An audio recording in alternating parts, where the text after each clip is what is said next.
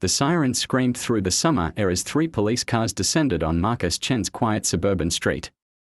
Through his kitchen window, he watched his neighbor Sandra Whitmore pointing dramatically at his backyard pool, her face twisted with righteous fury. "He's violating multiple HOA regulations," she shrieked at the officers. But when the lead detective stepped forward, clipboard in hand, and asked to see the property documents, Sandra's confident smirk began to falter. What she didn't know was that Marcus had been waiting for this moment, and the secret he'd been keeping about his property was about to turn her world upside down. Marcus Chen had been floating peacefully in his backyard pool for exactly 17 minutes when the first knock came. The Arizona sun blazed overhead, turning the water into liquid crystal, and for those precious few moments, he'd forgotten about the moving boxes still scattered throughout his new house, the stress of his recent divorce, and the mounting pressure at his architecture firm. The knock came again, more insistent this time. "Mr. Chen." The voice carried the unmistakable edge of someone accustomed to being obeyed. "Mr. Chen, I need to speak with you immediately."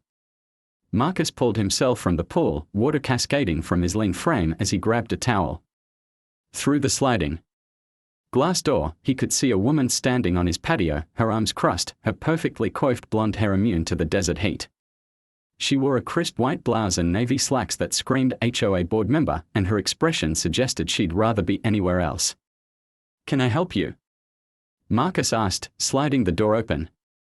"I'm Sandra Whitmore, president of the Sunset Ridge Homeowners Association." She extended no hand, offered no smile. "We need to discuss your activities." Marcus glanced back at his pool, then at Sandra.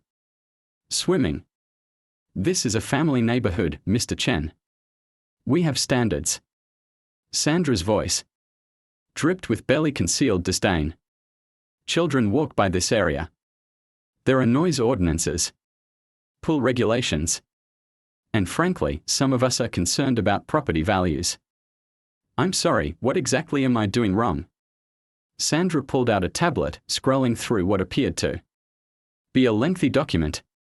Section 4.3 of the HOA covenant clearly states that pool usage is restricted to daylight hours between 8 a.m. and 8 p.m. It's currently 7:47 p.m. Marcus blinked. "You're upset because I'm swimming 13 minutes past some arbitrary cutoff time. Rules are rules, Mr. Chen. But that's not all." Sandra's finger continued dancing across the screen. "Your pool lacks the required safety fencing, as outlined in Section 6.2. The pool equipment is visible from the street, violating our aesthetic guidelines in Section 12.1. And she paused dramatically.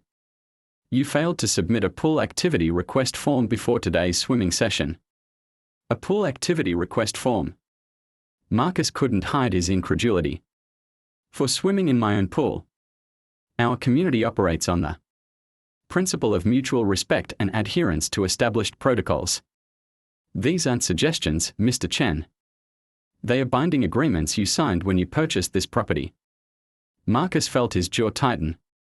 He dealt with difficult clients, demanding contractors and bureaucratic city planners, but nothing had prepared him for Sandra Whitmore. "Listen, Mrs. Whitmore, it's Ms. Whitmore. And I'm not finished." Sandra's voice grew sharper. "I've received multiple complaints about your lifestyle choices. Late-night deliveries. Unfamiliar vehicles in your driveway. And now this flagrant disregard for community standards. Lifestyle choices." Marcus's voice dropped to a dangerous quiet. "What exactly are you implying?" "I'm not implying anything. I'm stating facts." Sandra stepped closer, her perfume sharp and chemical in the desert air. "This neighborhood was built on certain principles. Family values. Community standards. We don't appreciate newcomers who think they can just do whatever they want." The racism wasn't subtle, wasn't even particularly clever, but it hung in the air like smoke. Marcus had experienced it countless times in boardrooms, at construction sites, in the careful way some people pronounced his last name. But never quite this boldly, this close to his own home. "I see."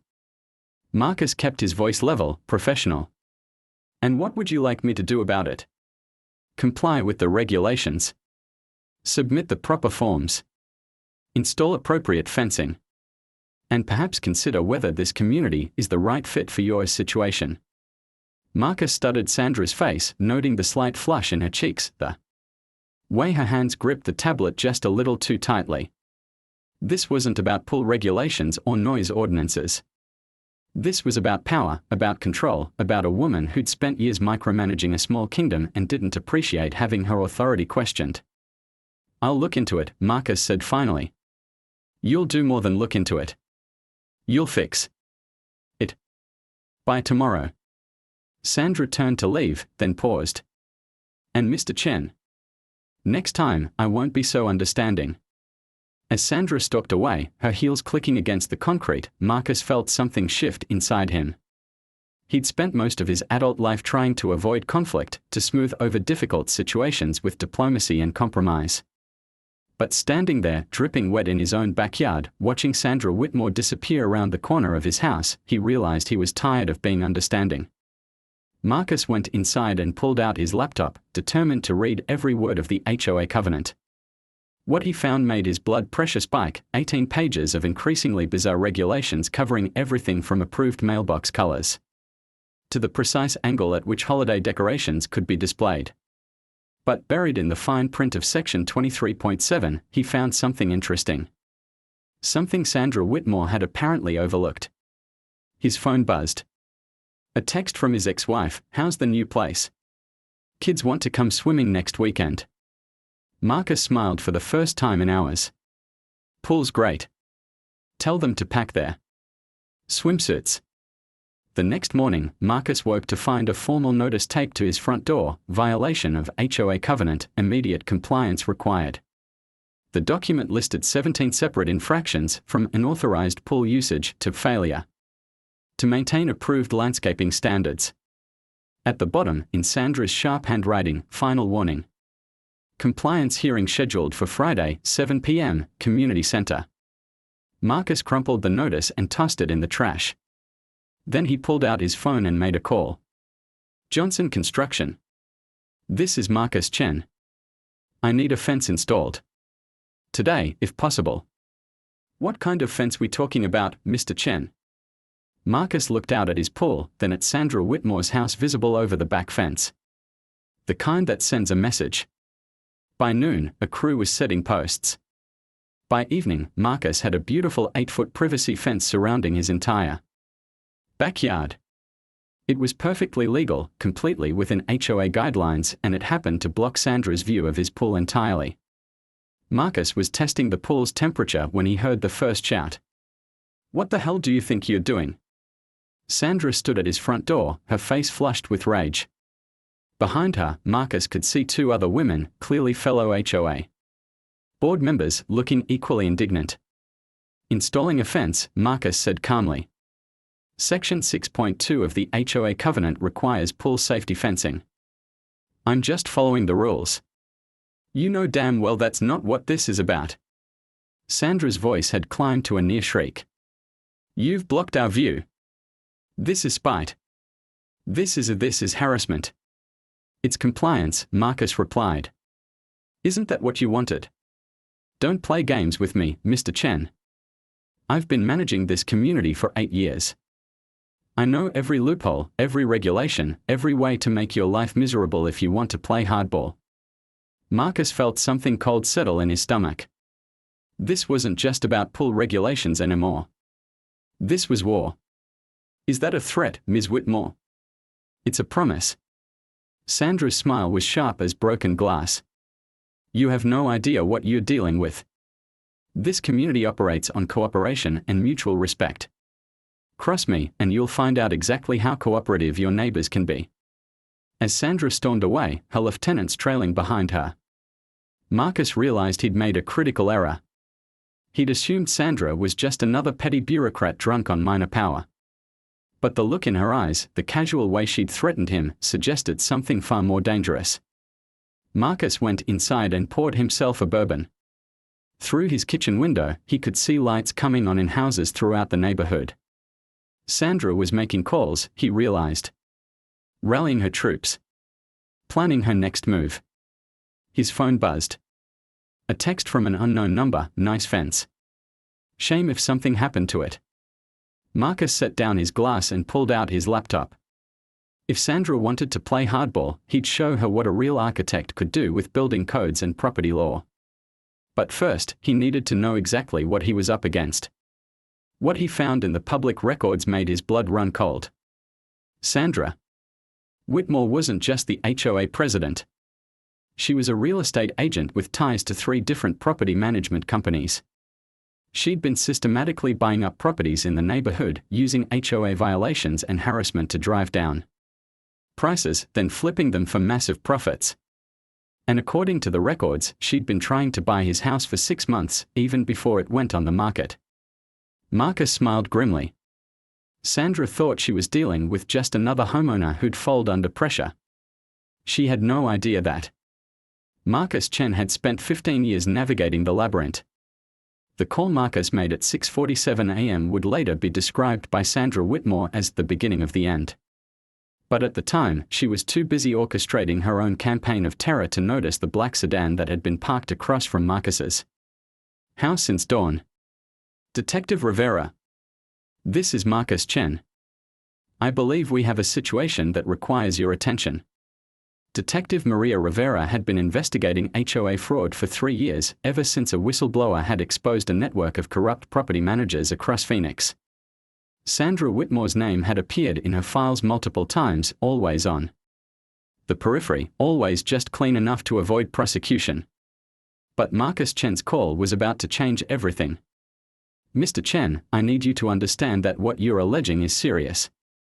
Wire fraud, mail fraud, conspiracy to commit real estate fraud, these are federal crimes. Marcus spread the documents across his kitchen table, each one more damning than the last. Detective, I'm an architect. I know how to read property surveys, title documents, and municipal filings. Sandra Whitmore has been systematically targeting homeowners with frivolous HOA violations, driving down property values, then purchasing through shell companies at below-market prices. And you have proof. I have 18 months of property transfers, all following the same pattern. Harassment, violations, foreclosures, then immediate purchase by companies that trace back to Whitmore Properties LLC. Marcus's voice was steady. Professional. She's been running a protection racket disguised as community management. What Marcus didn't mention was the manila envelope that had been slipped under his door at 3 a.m., containing photographs of Sandra meeting with Tony Castellano, a man whose construction company had been linked to organized crime figures. Some wars required allies, and Marcus had just found his. By 8 a.m., Sandra was conducting her weekly neighborhood inspection when she noticed the sedan. By 8:15, when she saw a second car with tinted windows, she began to worry. By 8:30, when Detective Rivera knocked on her door, Sandra Whitmore knew her world was about to collapse. Ms. Whitmore. I'm Detective Rivera, Phoenix PD. I'd like to ask you some questions about your HOA management practices. Sandra's smile was brittle as glass. Of course, Detective. Though I'm not sure what questions you could possibly have about our little community association. Well, for starters, I'd like to know about the 17 properties you've purchased in this neighborhood over the past 2 years. All of them following HOA foreclosure proceedings that you initiated. The color drained from Sandra's face. Those were legitimate transactions. Market rate purchases. Market rate. Detective Rivera consulted her notes. Mrs. Patterson's house was foreclosed for $180,000 in HOA fees and penalties. You purchased it 3 days later for $220,000. Current market value is $680,000. I don't see how that's relevant. It's relevant because Mrs. Patterson died 2 weeks after the foreclosure. Heart attack. Her daughter claims her mother was driven to despair by your harassment campaign. Sandra's hands began to shake. That's a horrible accusation. I was just enforcing community standards. Detective Rivera's voice hardened. Like the $50,000 in fines you levied against the Rodriguez family for having the wrong shade of beige on their garage door. The HOA covenant clearly states, the HOA covenant that you rewrote 6 times in the past year, each time adding more restrictive clauses. Detective Rivera stepped closer. Ms. Whitmore, I have warrants to search your home, your office, and your financial records. I suggest you contact an attorney. Meanwhile, Marcus was discovering that Sandra's retaliation had only just begun. His morning coffee was interrupted by a knock at the door from City Code Enforcement. Mr. Chen. We've received multiple complaints about unpermitted construction on your property. Marcus looked at the young inspector, noting the nervous way he avoided eye contact. What unpermitted construction? The fence, sir. We have reports that it was installed without proper permits. Marcus pulled out his phone, scrolling to his permit applications. I filed for and received all necessary permits. Here's the approval number. The inspector looked confused. But we have a report that says. That says what? That you're operating some kind of illegal business out of your home. Drug activity. Trafficking. Marcus felt ice in his veins. Who filed this report? Oh. I can't say. But we are required to investigate all complaints. Then investigate. Marcus's voice was deadly calm. Search every inch of my property. Test every surface. Interview every neighbor. And when you find nothing, absolutely nothing, I want to know who wasted city resources on false reports. The inspector spent 2 hours going through Marcus's house, his shed, his garage. He found architectural plans, swimming pool chemicals, and leftover Chinese takeout. No drugs. No evidence of trafficking. No illegal business operations. Mr. Chen, I'm sorry for the inconvenience. The reports were unfounded. Detective Rivera needs to know about this, Marcus said quietly. False reports to government agencies are a federal crime. By noon, Sandra's world was unraveling faster than she could control. The FBI had joined the investigation. Her bank accounts were frozen. Her real estate license was suspended pending review. And worst of all, her victims were starting to talk.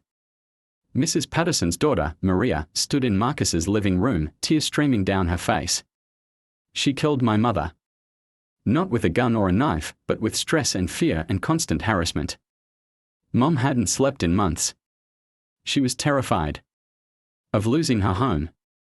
I'm sorry, Marcus said gently. I wish I'd known earlier. You couldn't have known. Sandra was careful. She spread the harassment out over months, made it look like legitimate HOA business. Maria wiped her eyes. But you stopped her. You actually stopped her. We stopped her, Marcus corrected. All of us together.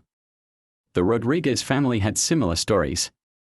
The Johnsons, the Changs, the Washingtons, all of them had been targeted by Sandra's systematic campaign of financial terrorism. Some had lost their homes.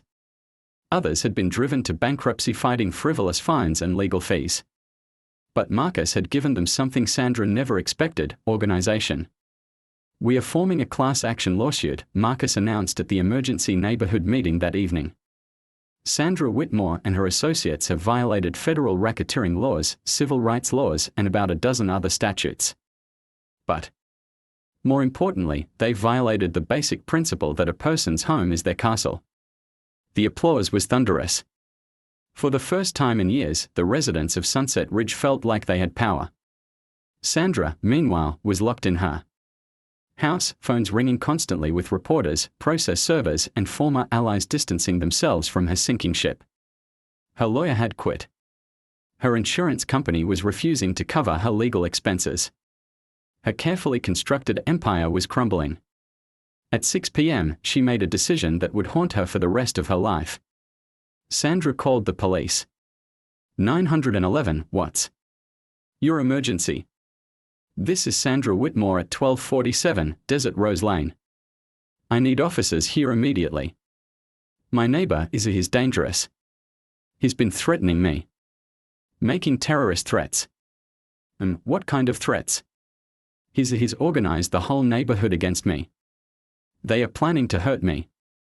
I think he might be armed. The dispatcher, unaware that Sandra Whitmore was currently under federal investigation, treated the call as a legitimate emergency. Within minutes, 3 patrol cars were racing toward Sunset Ridge. Marcus was floating in his pool, enjoying the first peaceful moment he'd had in days, when he heard the sirens. He pulled himself out of the water, wrapped a towel around his waist, and walked to his front gate. Marcus Chen.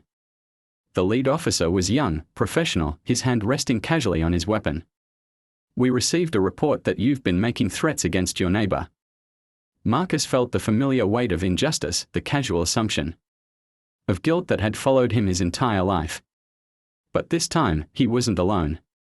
Officer, I think you need to speak with Detective Rivera before you do anything else. Detective Rivera. Phoenix PD. She's been investigating Sandra Whitmore for federal crimes.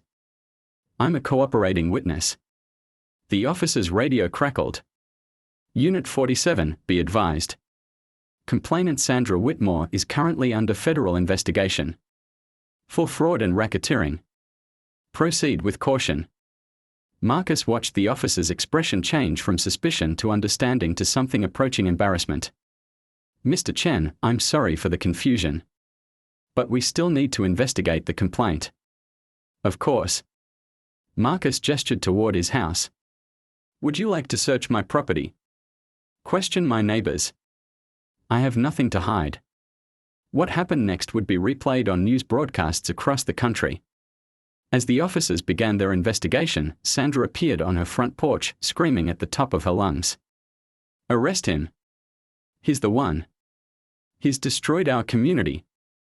He's a criminal. The neighbors began emerging from their houses. Maria Patterson, still holding the tissues she'd been crying into. The Rodriguez family, standing united on their front lawn. The Johnsons, the Changs, the Washingtons, all of Sandra's victims, all of them ready to tell their stories. We are going to need you to calm down, the lead officer said. Don't tell me to calm down. I've been terrorized for weeks. This man has organized a campaign of harassment against me. Sandra. The brick came through Marcus's living room window at 2:17 a.m., wrapped in a note that made his blood freeze, drop the case or lose more than your house. Marcus stood in his living room, glass crunching under his bare feet, holding the note. Under his phone's flashlight. The message was typed, untraceable, but the threat was crystal clear. Sandra Whitmore might be in jail, but her associates were still very much in play. His hands were surprisingly steady as he called Detective Rivera. Marcus. It's 2 in the morning. Are you okay? They escalated. Marcus's voice was flat, emotionless. Property damage. Direct threats. I think we need to talk about Tony Castellano. The silence on the other end stretched long enough that Marcus wondered if the call had dropped. How do you know that name? Because someone wanted me to know it. Someone who's been watching Sandra's operation from the inside. Detective Rivera's voice sharpened. We are coming over. Don't touch anything else. Don't clean up. Don't even sweep the glass. Within an hour, Marcus's living room was full of crime scene technicians, photographers, and federal agents. The FBI had taken over the investigation, and suddenly Marcus found himself at the center of something much larger than HOA fraud. Mr. Chen, Agent Sarah Collins was a compact woman with intelligent eyes and the kind of quiet authority that came from years of hunting dangerous people. We need to discuss your safety. My safety? Tony Castellano isn't just a construction contractor. He's a lieutenant in the Torino crime family. They've been using HOA management companies to launder money and intimidate witnesses for years. Marcus felt the world tilt slightly. You're saying Sandra was working with the mob? We are saying Sandra was a useful idiot who got greedy and sloppy. When you exposed her operation, you didn't just threaten her freedom, you threatened a multi-million-dollar money laundering scheme. Agent Collins pulled out a tablet, showing Marcus surveillance photographs. Sandra meeting with Tony Castellano at a restaurant. Tony handing her an envelope. Sandra signing documents at a construction site where Tony's company was the contractor. The pattern is always the same, Agent Collins continued. They target communities with high property values but vulnerable homeowners. HOA harassment drives down prices. Castellano's crew buys properties through shell companies, then they flip them using construction contracts that dramatically inflate costs. The extra money gets washed through legitimate business expenses. Marcus studied the photographs. His architect's eye noting details others might miss. The community center renovation. What? Sandra pushed through a $300,000 renovation of the community center last year. The work was done by Castellano Construction. I remember thinking it was overpriced for what they actually did. Marcus looked up. How much do you want to bet that renovation actually cost $50,000 and the rest was laundered money? Agent Collins smiled grimly. We are already pulling those records. But Marcus, you need to understand, these people don't just sue when they are threatened. They eliminate threats. Are you saying they want to kill me? I'm saying they want this problem to go away. Whether that means buying you off, scaring you off, or making you disappear entirely depends on how desperate they get. Marcus looked around his living room, at the crime scene tape and the boarded-up window, at the federal agents treating his home like a battlefield. 6 months ago, his biggest worry had been finalizing his divorce. Now he was apparently at war with the mafia. So what do you want me to do? Run? Hide? Abandon my home and my neighbors? We want you to help us finish this. But we need you to understand the risks. Before Marcus could respond, his phone rang. Unknown number. Answer it, Agent Collins said, signaling to a technician who began tracing the call. But keep them talking. Marcus hit speaker. Hello. Mr. Chen. The voice was calm, professional, with just a hint of an accent. I believe you received our message. Who is this? A friend who wants to help you avoid making a terrible mistake. The federal investigation, the media attention, the neighborhood meetings, it's all very admirable. But it's also very dangerous. Agent Collins was frantically signaling for Marcus to keep the conversation going. Dangerous how? Accidents happen, Mr. Chen. House fires. Car crashes. Swimming pool accidents. Very tragic, but these things happen to people who can't leave well enough alone. Marcus felt rage burning in his chest. Are you threatening me? I'm offering you a choice. There's a cashier's check for $500,000 waiting for you at the First National Bank on Camelback Road. Take it, drop the lawsuit, convince your neighbors to stop cooperating with the feds, and move somewhere nice. Florida, maybe. Or California. And if I don't, then you'll discover that swimming pools can be very dangerous places. Especially for people who swim alone at night. The line went dead. Agent Collins looked at Marcus with something approaching respect. You just got a direct threat from Tony Castellano himself. That's enough to put him away for 20 years. If we can prove it was him. We can. Voice recognition, phone traces, pattern analysis. But Marcus, he wasn't bluffing about the danger. These people have killed for less. Marcus walked to his kitchen window, looking out at his pool. The water was perfectly still, reflecting the security lights that had been installed after Sandra's arrest. It looked peaceful, innocent. But now he could see it through Tony Castellano's eyes, isolated, private, perfect for an accident. I'm not running, Marcus said quietly. I was hoping you'd say that. Agent Collins pulled out another tablet. Because we have a proposal. The proposal was simple in concept, terrifying in execution. Marcus would continue living his normal life, but with federal protection. The FBI would use him as bait to draw out Castellano's organization, document their criminal activities, and build a case that would dismantle the entire operation. We've been trying to get inside this network for 3 years, Agent Collins explained. You're the first person who's ever gotten them rattled enough to make direct threats. If we can get them to escalate, you can catch them in the act, Marcus finished. Exactly. But it means putting you in real danger. We can't guarantee your safety. Marcus thought about Mrs. Patterson, dying of a heart attack after months of harassment. About the Rodriguez family driven to bankruptcy by frivolous fines. About all the neighbors who had suffered in silence while Sandra and her associates destroyed their community. What do you need me to do? The plan was elaborate, dangerous, and required perfect timing. Marcus would resume his normal routine, but with hidden cameras and microphones recording everything. Federal agents would be stationed throughout the neighborhood, but far enough away that they wouldn't be detected. When Castellano's crew made their move, the FBI would be waiting. The key is to make them think they are in control, Agent Collins explained. They need to believe they can handle this quietly, without attracting more attention. Marcus spent the next 3 days living in a state of controlled paranoia. Every car that drove by his house was suspicious. Every neighbor who approached him might be an assassin. Every phone call could be another threat. But he also discovered something about himself: he was good at this. His architect's training had taught him to notice details, to spot inconsistencies, to plan for contingencies. Skills that translated surprisingly well to counterintelligence work.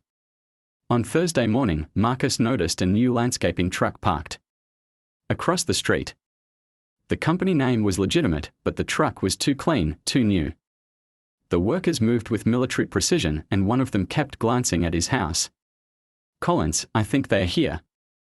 We see them. 3-man crew, probably. Armed. Just stick to your routine. Marcus's routine that morning involved swimming laps. As he dove into the pool, he wondered if this would be the last time he'd ever feel the cool water against his skin. The thought was strangely liberating. He was halfway through his third lap when he heard the gate open. Mr. Chen. We need to talk. Marcus surfaced, treading water, facing 3 men in landscaping uniforms. The leader was tall, muscular, with the kind of calm confidence that came from years of violence. The other 2 flanked him, their hands resting casually near their tool belts. I'm sorry, who are you? Friends of a friend.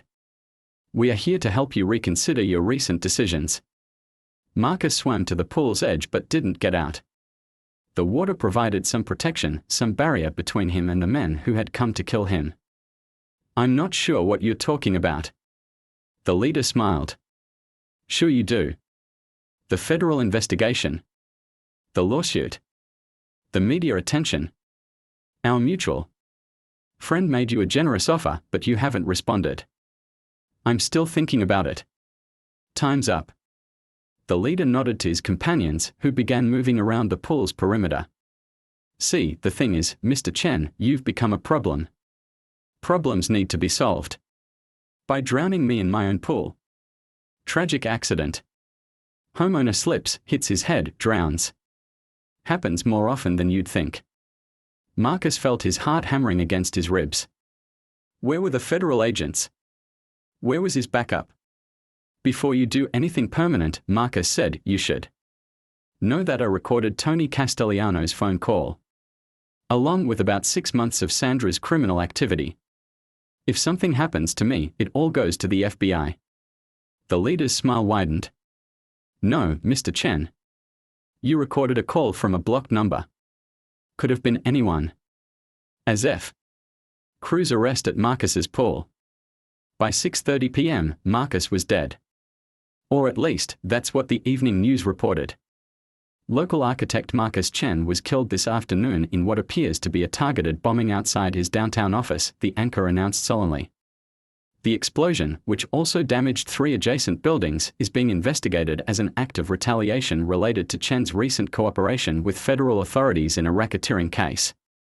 Tony Castellano watched the news from his lawyer's office, a slight smile playing at the corners of his mouth. The problem had been solved.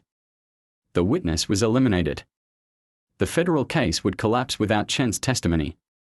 He had no idea that Marcus Chen was watching the same broadcast from a safe house 30 miles away, very much alive and extremely angry. How did it feel to watch your own death? Agent Collins asked, settling into the chair across from Marcus. Surreal. Marcus muted the television. Also effective, apparently. Look. His phone had been buzzing with messages since the fake news report aired. Text after text from neighbors, friends, colleagues, all expressing shock and grief. but buried. Among the legitimate condolences was one message that made Marcus's blood run cold. Tell your Fed friends the next bomb will be real. Call off the dogs or more people die. TC. Agent Collins stuttered the message. He's panicking. Good. Good? He just threatened to kill innocent people. Which means he's desperate. Desperate. People make mistakes. Collins pulled out a tablet showing surveillance footage. We've been watching Castellano since his release. He's making calls, meeting with associates, burning through resources trying to figure out how to salvage his operation. Marcus leaned forward. What kind of associates?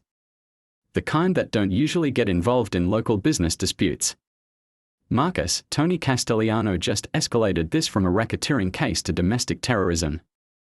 The full weight of the federal government is about to come down on his organization. And what am I supposed to do? Hide in this safe house while he terrorizes my neighborhood? Actually, no. Collins smiled. We are going to put you back in play. The plan was audacious, dangerous, and completely insane. Marcus would survive the bombing with injuries that required hospitalization. From his hospital bed, he would appear to cooperate with Castellano's demands, convincing the crime boss that he was broken, terrified, and ready to abandon the federal case. The goal is to get him close enough to make direct threats, Collins explained. Personal intimidation. If we can get him in the same room with you, making explicit demands, we'll have him on conspiracy charges that even the best lawyer can't beat. Marcus looked around the safe house, a sterile apartment that felt more like a prison than a sanctuary. Through the windows, he could see federal agents maintaining their perimeter, protecting him from an enemy who had already proven willing to bomb buildings to get what he wanted. What about my neighbors? My friends? If Castellano thinks I'm cooperating with him, what's to stop him from targeting them? We'll have protection on everyone. Round-the-clock surveillance. The moment he makes a move against civilians, we'll shut him down. Marcus wasn't convinced. He'd seen what these people were capable of. Sandra's psychological warfare had been bad enough, but Tony Castellano played by different rules entirely. Rules that included explosives and murder. There's something else. Collins continued. We recovered financial records from Sandra's office. The money laundering operation was even bigger than we thought. They weren't just washing cash from drug sales and illegal gambling, they were funding something else. Something that requires a lot of capital and complete secrecy. Like what? We are not sure yet. But the money trail leads to offshore accounts. Linked to arms dealing and human trafficking. Marcus, taking down Castellano's operation might be about more than just protecting your neighborhood. It might save lives across the country. Marcus felt the weight of responsibility settle on his shoulders. This had started as a simple dispute about pool regulations. Now he was being asked to risk his life to stop an international criminal. Conspiracy. His phone buzzed. A text from his ex-wife, saw the news. Are the kids safe? Should I bring them to the funeral? The message hit Marcus like a physical blow.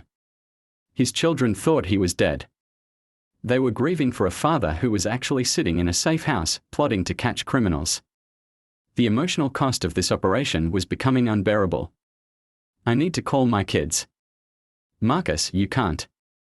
If word gets out that you're alive, then make sure word doesn't get out. Marcus's voice carried an edge that made Collins step back. My children think their father is dead. I'm not putting them through another day of that hell. Collins made the call to her superiors. Within an hour, Marcus's ex-wife and children were being escorted to the safe house by federal marshals. The reunion was tearful, desperate, and complicated by the knowledge that Marcus would have to disappear again soon. Daddy, they said you were hurt in an explosion, his daughter Emma whispered, clinging to his chest. I'm okay, sweetheart. I'm okay.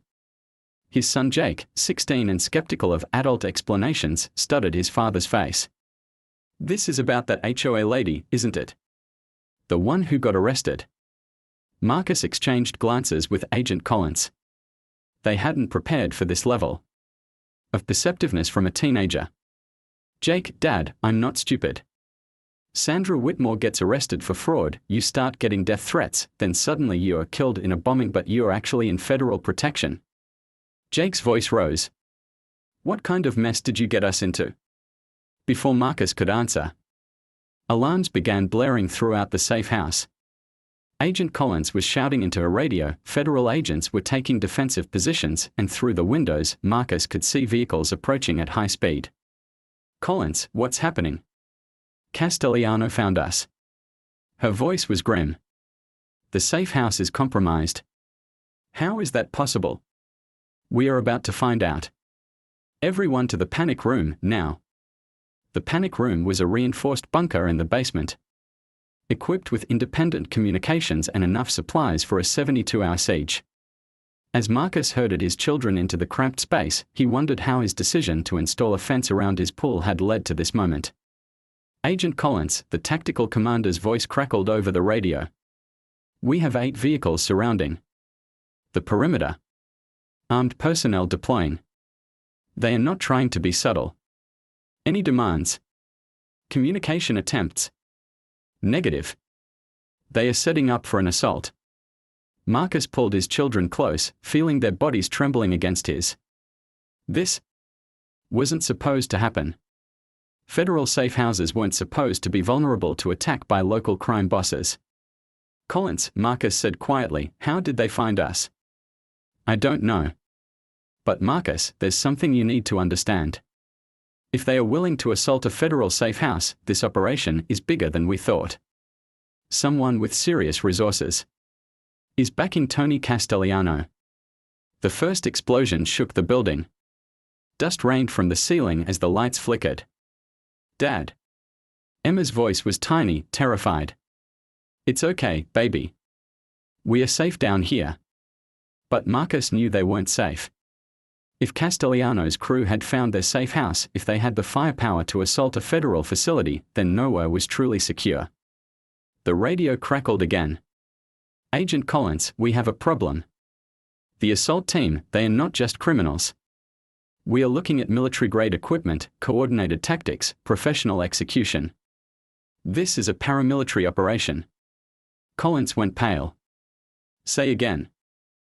These aren't street thugs with guns. We are facing former military, possibly foreign operatives. Someone called in serious favors to mount this attack. Marcus felt the world tilt. Collins, what aren't you telling me? I don't know. The intelligence said Castellano was connected to organized crime, not international terrorism. Another explosion, closer this time. The building shook violently and Marcus could hear structural damage occurring above them. Agent Collins. The tactical commander's voice was urgent now. We need immediate backup. Military backup. Local law enforcement isn't equipped for this level of assault. How long can you hold them? Unknown. They're using shaped charges on the exterior walls. Professional demolition work. I'd estimate 15 minutes before they breach the main structure. Marcus looked at his children, at his ex-wife, at the federal agents who were supposed to protect them. Everyone was depending on him to have answers, to have a plan, but he was just an architect who had wanted to swim in his own pool. Then he remembered something. Something Sandra had said during one of her rants about property values and community standards. Something about the original developers of Sunset Ridge having interesting connections. Collins, I need to see the property records for my neighborhood. The original development permits. Marcus, this isn't the time, it's exactly the time. Sandra wasn't just running a money laundering operation. She was protecting something else. Something that required controlling every property in the neighborhood. Collins pulled out her tablet, fingers flying across the screen as explosions continued above them. Here. Sunset Ridge was developed by Desert Vista Properties in 2019. Owned by. Her face went white.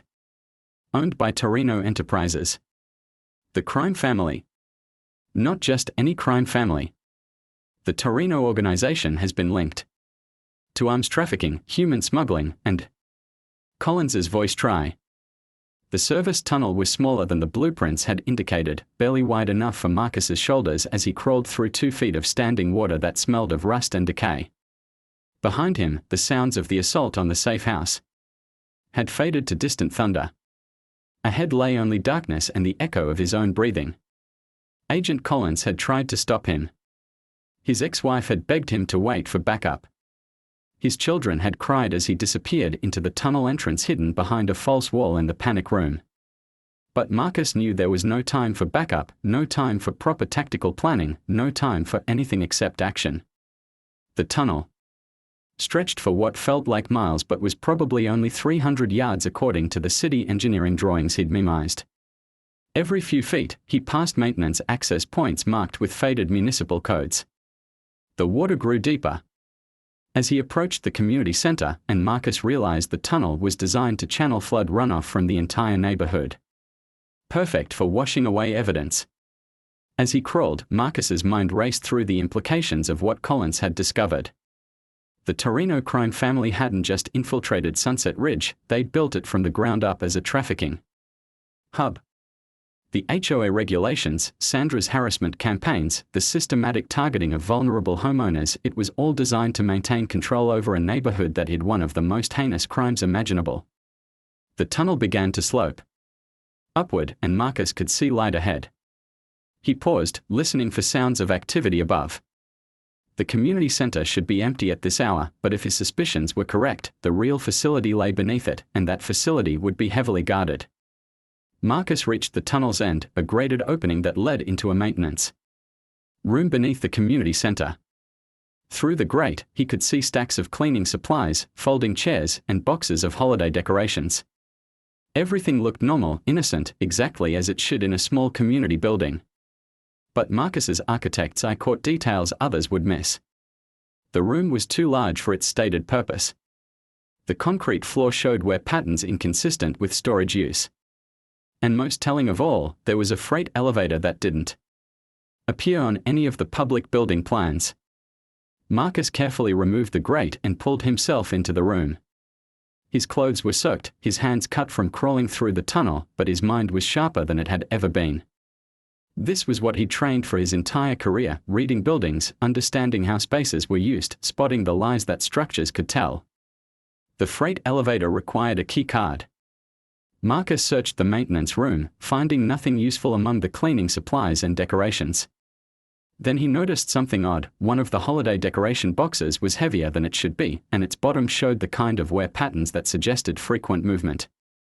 Inside, beneath a layer of artificial Christmas greenery, Marcus found what he was looking for, a security keycard attached to a lanyard marked Facility Management. The elevator descended far deeper than any legitimate community center basement should go. According to the floor indicator, Marcus was dropping 3 stories underground, far below the water table, into a space that would have required serious engineering and substantial bribes to construct without detection. When the doors opened, Marcus stepped into hell.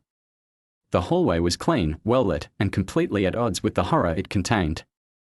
Through reinforced glass windows, Marcus could see into rooms that had been designed for one purpose, holding human beings against their will.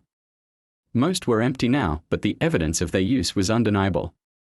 Restraints, cameras, medical equipment that had nothing to do with healing. Marcus pulled out his phone, documenting everything. The FBI would need evidence, and he might be the only person who would ever see this facility intact.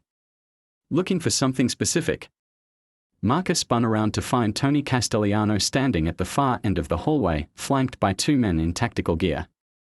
The crime boss looked remarkably calm for someone whose operation was being exposed by a man who was supposed to be dead. "Mr. Chen, I have to admit, I'm impressed. Most people would have taken the money and disappeared. But you just had to keep digging, didn't you?" Marcus kept his phone recording, hoping the federal tracking systems Collins had installed were still functioning. "People need to know what you've been doing here. People need to mind their own business." Tony stepped closer, his voice conversational. "Do you have any idea how much money flows through this facility? How many important people depend on our services? You think the FBI is going to shut us down?" Half their budget comes from asset forfeitures generated by operations exactly like this one. You're insane if you think I'm practical. Tony gestured to the rooms around them. Supply and demand, Mr. Chen. There's a market for what we provide, and we provide it efficiently. Your little investigation has been expensive, inconvenient, but ultimately meaningless. One of Tony's men whispered something in his ear. Tony's expression darkened. It seems your federal friends are having some difficulties upstairs. Tragic, really. All those agents dying to protect a man who was already dead. Marcus felt ice in his veins. What did you do? What I should have done. Weeks ago. Eliminated the problem permanently. Tony smiled.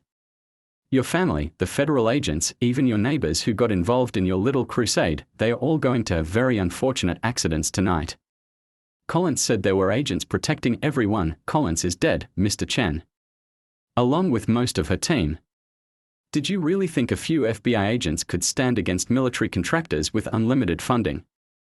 Marcus's phone showed no signal. The federal tracking systems had gone dark. He was alone, 3 stories underground, with a man who had just confessed to murdering federal agents. Now, Tony continued, we're going to have a conversation about damage control. You're going to help us identify every person who knows about our operation. Every neighbor who assisted the investigation. Every federal contact who has case files. And then you're going to help us clean up this mess. Go to hell. Tony nodded to his men. Mr. Chen doesn't seem to understand his situation. Perhaps a demonstration would help.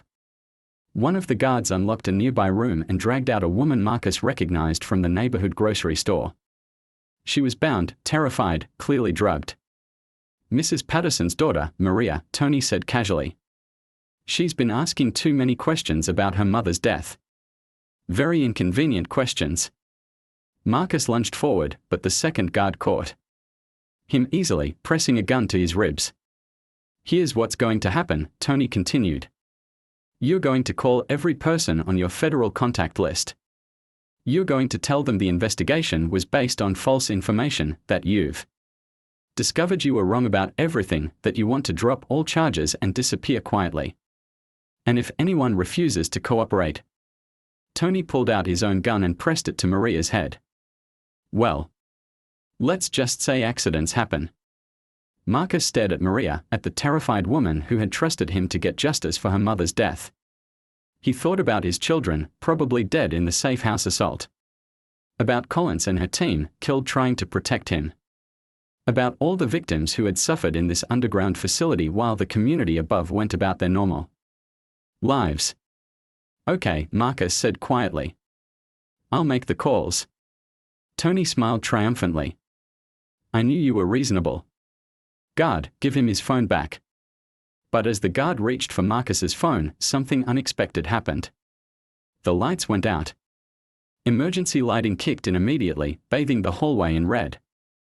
And in that crimson glow, Marcus saw something that made his heart leap, Agent Collins, very much alive, emerging from the elevator with a full tactical team. FBI. Nobody move. The gunfight was brief but intense. Tony's guards were professionals, but they were outnumbered and caught by surprise. When the shooting stopped, Tony Castellano lay on the floor, bleeding from a shoulder wound, while his men were zip-tied and under arrest. Collins. Marcus couldn't hide his relief. I thought you were dead. Reports of my death were greatly exaggerated. Collins was checking on Maria, calling for paramedics. The assault on the safe house was a diversion. We evacuated everyone through the tunnel system and followed you here. My family, safe. Angry that you disappeared into a tunnel system without backup, but safe. Marcus looked around at the facility, at the evidence of crimes that would probably put dozens of people in prison for life. How many victims? We are still counting. But Marcus, what you've uncovered here, this is going to shut down trafficking operations across 3 states. Tony Castellano, despite his gunshot wound, managed to laugh. You think this is over? You think arresting me solves anything? There are a dozen facilities like this one. 100 people willing to take my place. You've won a battle, Mr. Chen, but the war is just beginning. Marcus looked down at the man who had terrorized his neighborhood, threatened his family, and overseen unspeakable crimes. Maybe. But it's a battle you'll watch from a federal prison cell. As federal agents flooded the facility, documenting evidence and rescuing victims, Marcus finally allowed himself to feel something approaching victory. It had started with a complaint about pool regulations. It was ending with the dismantling of